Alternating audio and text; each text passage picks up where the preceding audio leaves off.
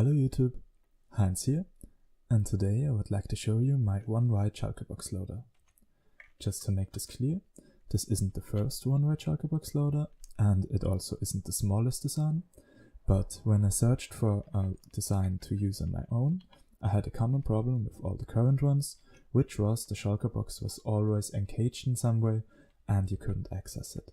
However, in this design, you can always take a look at the currently loaded Shulker box to see how far the progress is. If you want to build one of these on your own, you can probably already see most of the stuff that is going on. Just a few things worth mentioning. This hopper obviously has to face into the Shulker box. These two have to face anywhere to the sides.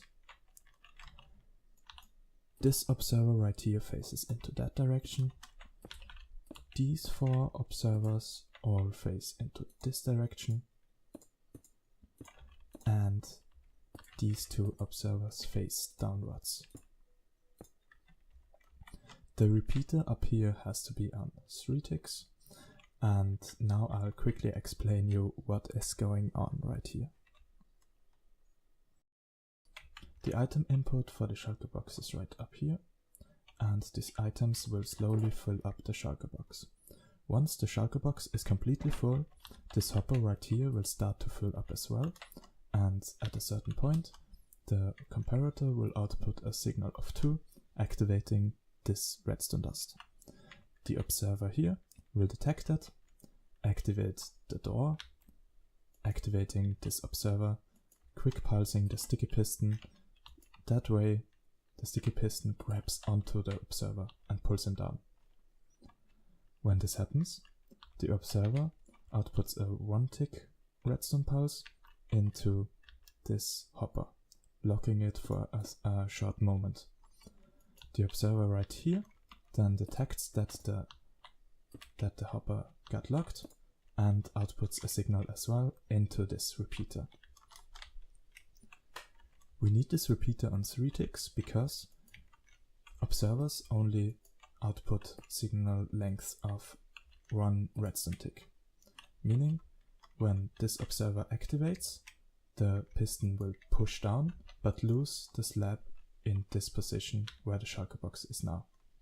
This will cause the Shulker box to break and bring right here. But then we have to activate a second time. That way we make space for the next Shulker box. This is why we have the repeater right here.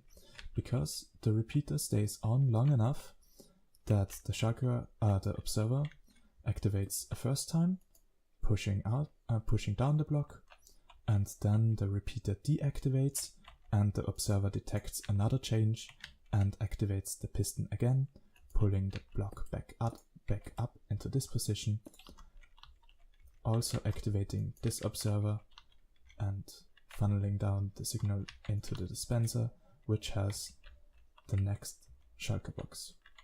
I'll quickly demonstrate this. Just imagine all these items got through there via the hopper.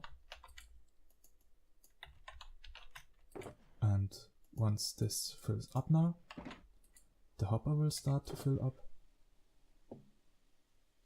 And then everything happens pretty quickly.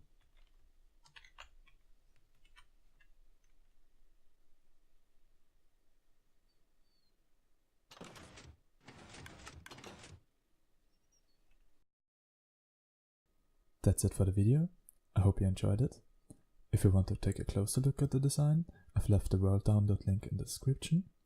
Feel free to leave some feedback, and I will see you in the next one. Stay tuned.